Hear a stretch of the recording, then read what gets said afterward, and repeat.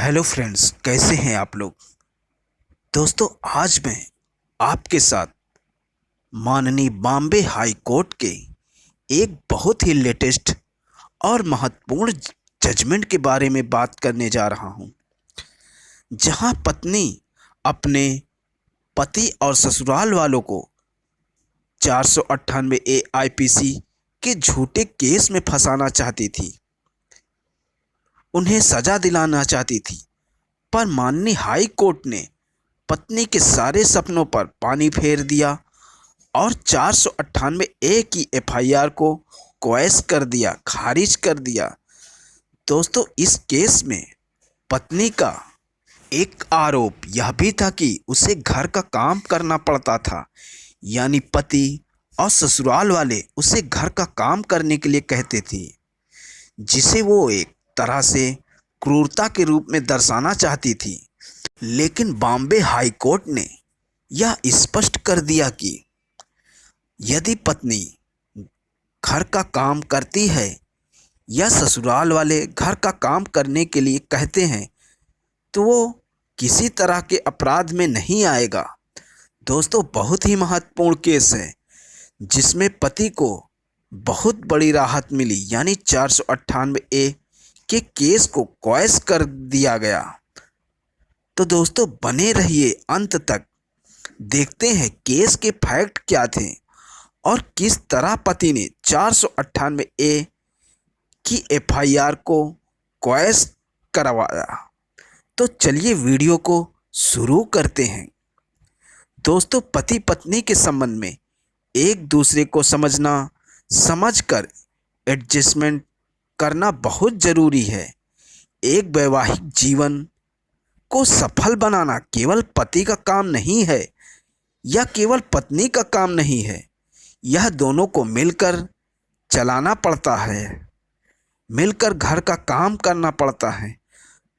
पर आजकल महिलावादी कानूनों के चलते ज़्यादातर पत्नियां छोटी छोटी बातों का बड़ा इशू बना लेती हैं, यहाँ तक कि वो घर का काम ही नहीं करना चाहती हैं। दोस्तों, ऐसी महिलाएं अपने वैवाहिक जीवन को खराब कर लेती हैं और दूसरों के सामने विक्टिम कार्ड खेलती हैं। दोस्तों, इनके लिए ससुराल वालों को बदनाम करना या एलिगेशन लगाना कोई बड़ी बात नहीं है। छोटी छोटी बातों को बढ़ा चढ़ाकर एलिगेशन लगा दिए जाते हैं। दोस्तों,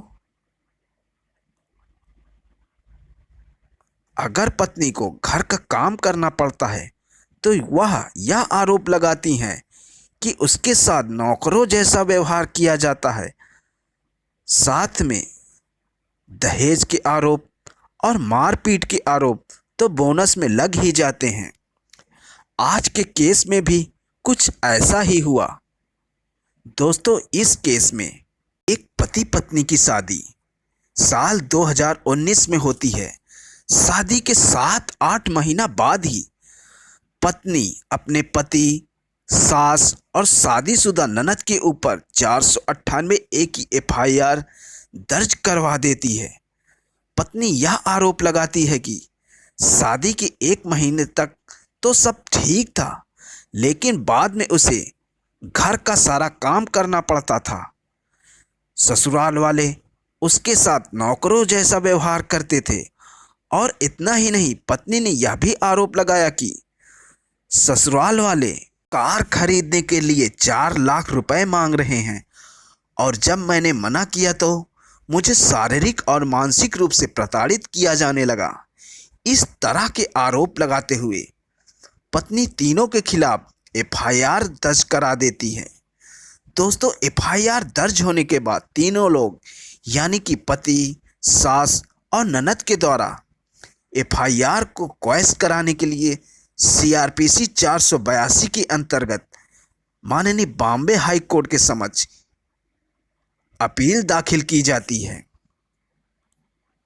हाई कोर्ट के सामने ये सभी लोग अपना पक्ष रखते हैं, अपनी दलीलें रखते हैं कि 498 की एफआईआर पूरी तरह से झूठी है, मनगढ़ंत है और उसे रद्द किया जाना चाहिए। दोस्तों, हाई कोर्ट केस के सारे फैक्ट और दलीलें सुनने के बाद यह पाता है कि पत्नी ने अपनी एफआईआर में यह कहीं मेंशन नहीं किया है कि उसे ससुराल वालों के द्वारा घर से निकाल दिया गया है या उसने खुद से घर छोड़ दिया है, और ना ही उसने इस बारे में कोई डेट मेंशन की थी। दोस्तों, पत्नी द्वारा यह कहा जाना कि उसके साथ नौकरों जैसा व्यवहार किया जाता है, यह भी एक कमज़ोर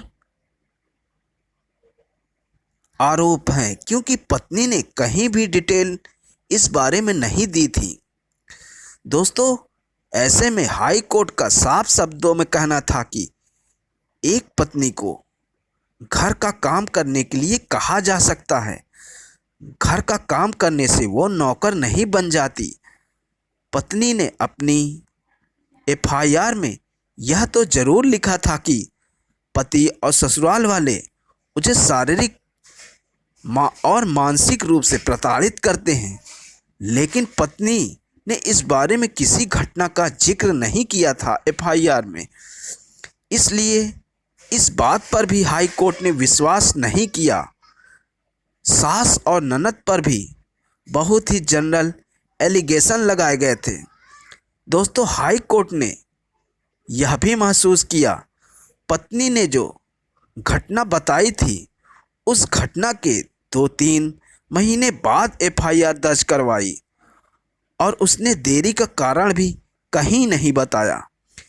इन सब कारणों के आधार पर हाई कोर्ट का मानना था कि पत्नी ने पति पर बेबुनियाद और मनगढ़ंत आरोप लगाए हैं। कोई भी आरोप सही नहीं था और सारे आरोप झूठे और ओमनीबस आरोप थे। पत्नी ने जानबूझकर कई सारी बातें एफआईआर में छुपाई थी। ऐसे में हाई कोर्ट ने पति पक्ष की अपील को मंजूर करते हुए 498A की एफआईआर को क्वैश कर दिया, यानी कि रद्द कर दिया। दोस्तों, यदि आपकी पत्नी भी झूठे और बेबुनियाद आरोप लगाती है, एफआईआर में सही बात को छुपाने का प्रयास करती है, घर के कामों को लेकर आरोप लगाती है, तो आप भी इस जजमेंट का इस्तेमाल कर अपनी एफआईआर, अपनी केस को क्वैश करवा सकते हैं, ख़त्म करवा सकते हैं। दोस्तों, इस जजमेंट का लिंक मैंने इस वीडियो की डिस्क्रिप्शन में दे दिया है। वहां से जजमेंट को डाउनलोड कर आप अपने केस के फैक्ट के हिसाब से इस्तेमाल कर सकते हैं। तो दोस्तों, आपको यह जानकारी अच्छी लगी हो तो वीडियो को लाइक करें, और अगर चैनल पर नए हैं तो चैनल को सब्सक्राइब करें।